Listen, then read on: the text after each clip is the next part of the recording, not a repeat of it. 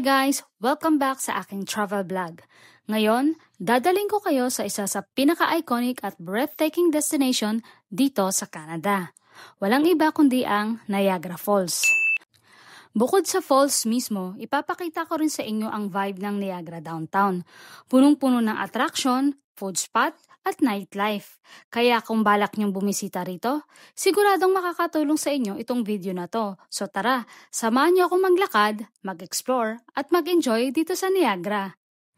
Grabe guys, iba pala talaga kapag personal mong nakita ang Niagara Falls.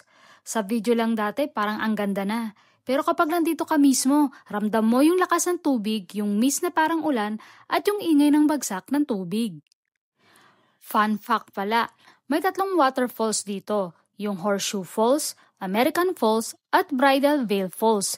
Pinaghiwalay sila ng mga isla, pero lahat sila dumadaloy at bumupuhos sa Niagara River. Habang naglalakad kami dito sa viewing deck, ang dami ring turista na napapahinto para magpa-picture. Hindi mo talaga mapipigilan kasi bawat anggulo, Instagrammable.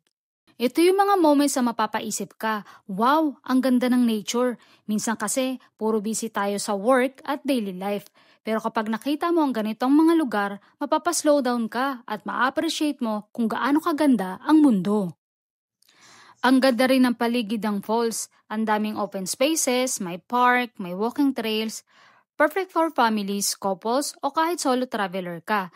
Dito ka lang uupo sa bench, tapos sitingin ka sa falls, sobrang relaxing. After naming ma-enjoy yung falls, syempre hindi pwedeng hindi kami pumunta sa Niagara Downtown. Ito yung lively side ng Niagara, parang mini Las Vegas. May mga neon lights, bars, restaurants, souvenir shops, at syempre yung famous Clifton Hill. Dito makikita mo yung Ferris wheel na tinatawag nila na Niagara Sky Wheel. Kung gusto mo makita ang falls from above, lalo na sa gabi, sulit talaga. At hindi rin mawawala ang pagkain.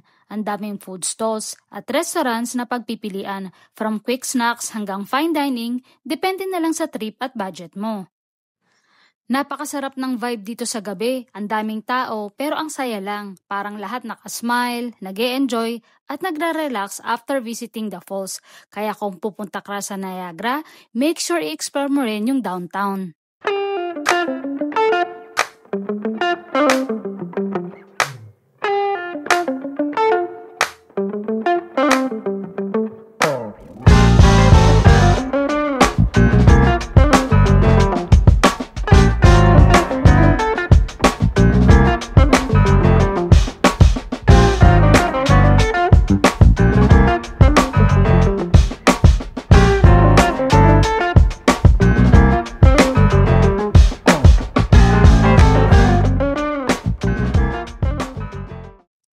After spending the time here, masasabi ko na iba talaga ang experience ng Niagara. Yung combination ng natural wonder ng falls at lively atmosphere ng downtown. Perfect getaway talaga siya. Kung first time mo sa Canada or kahit matagal ka nang nakatira dito, Niagara is always worth a visit. Hindi ka mauubusan ng gagawin, whether nature lover ka, foodie, or mahilig sa nightlife. So ayun guys, that's it for today's Niagara Falls and Niagara Downtown vlog. Kung nagustuhan ninyo itong video, don't forget to like, share, and subscribe para updated kayo sa mga susunod kong travels. At kung may question kayo about Niagara or travel tips na gusto nyo malaman, i-comment nyo lang below, sasagutin ko yan. And guys, kung gusto nyo rin mag-book ng tours and activities dito sa Niagara or kahit saan pa kayong next na mag-travel, pwede kayong mag-book through Klook. Magagamit nyo pa ang aking Klook code, Maricel C. Klook, para makakuha ng 5% off.